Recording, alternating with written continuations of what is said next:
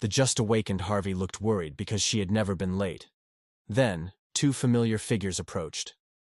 "Hey, little brother, what are you doing? Tell us if you need anything." Harvey didn't expect what was coming would still come. He immediately took out some silver coins respectfully. "You two, please accept these. I hope they can help with maintaining order." The two didn't expect Harvey to be so sensible, and decided not to trouble him anymore. Harvey also noticed the familiar tattoos on their bodies. He was curious why Diana was so afraid of them and even warned him not to go near those alleys. "Hey, big brother, why did we have to catch that little brat? How should I know?" "Just follow orders." Harvey's heart trembled. Could the little brat they caught be Diana? Thinking this was possible, Harvey immediately called out to the two. The two thugs turned around in displeasure. Harvey gritted his teeth. "Whatever. Momentum is most important at times like this. Anyway, if there's danger, I can immediately dismiss the summon." He was about to speak, but a familiar voice came from behind. "Uncle." It was actually Diana. Harvey was dumbfounded, and the two thugs behind him were also smiling menacingly.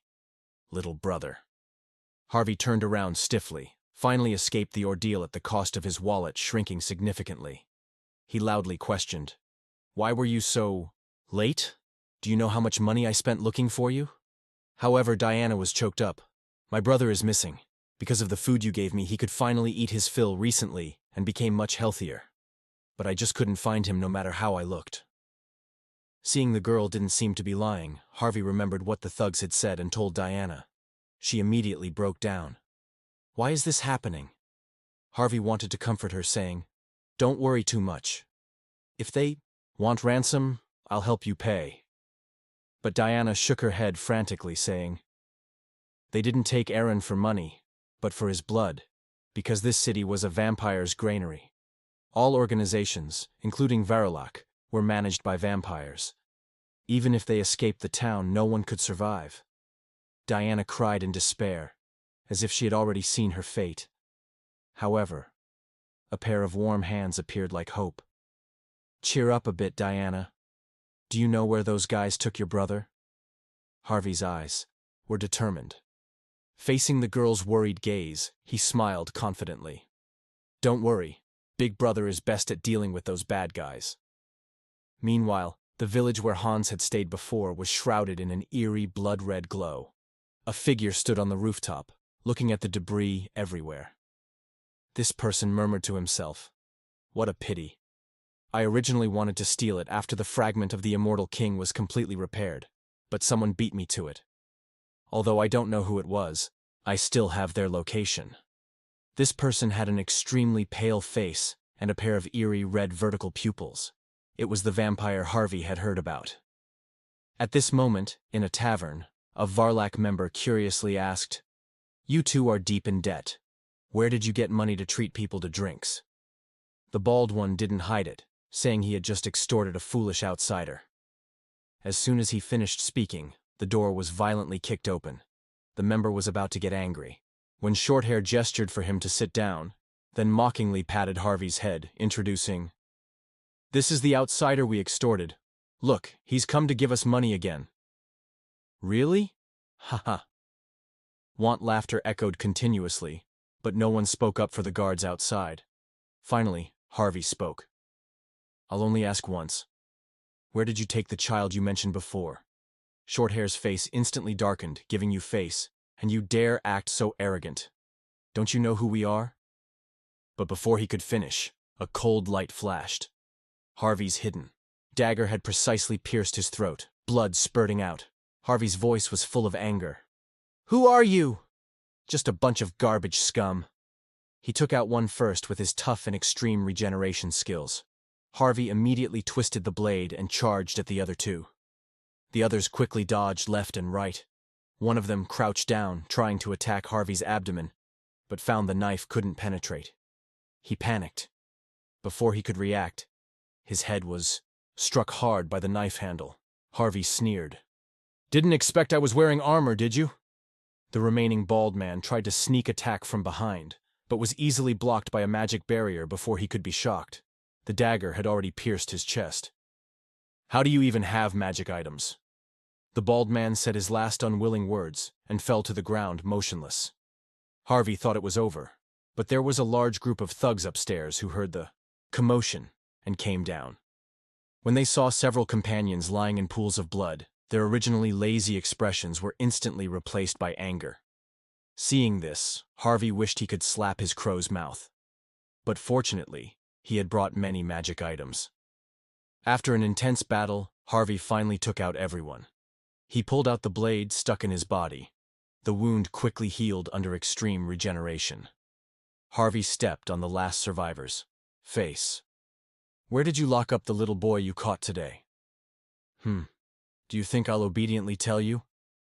The thug was not only stubborn, but also threatened. "My master will arrive soon. You'd better let me go, or you won't even be able to keep a whole corpse." Seeing that the opponent was still so arrogant, even on the verge of death, Harvey immediately gave him a fierce beating. The tavern instantly echoed with blood-curdling screams. Later, in the small attic on the top floor, Harvey finally found Diana's younger brother. At this moment, the boy was curled up on the ground, trembling all over from fear.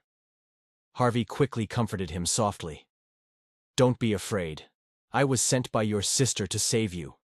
Only then did Aaron realize that the person who came in wasn't a thug. He asked uncertainly, "Do you really know my sister?" Harvey nodded. "I'll explain later. Let's get out of here first." Just as Harvey was about to get up, a cold voice came from behind. "Who are you to dare mess with my food in my restaurant? Are you from the Vow of the Abyss or the kid's brother?" Seeing it was a vampire, Harvey's heart jumped, but he quickly calmed down. "I'm just an outsider being extorted by your subordinates. I just happened to encounter him and helped out." "Is that so? How boring. But I still prefer eating little boys. So you can die now." With that, the vampire immediately launched an attack. Masses of blood came, attacking like tentacles. Harvey quickly grabbed the boy and dodged to the side with a tremendous crash. The huge impact made the floor unable to bear the weight. Even the second floor collapsed with a big hole. Crystal clear wine spilling all over the ground. Harvey endured the pain and anxiously shouted, "Aaron, are you okay? Wake up! Now is our chance to escape!"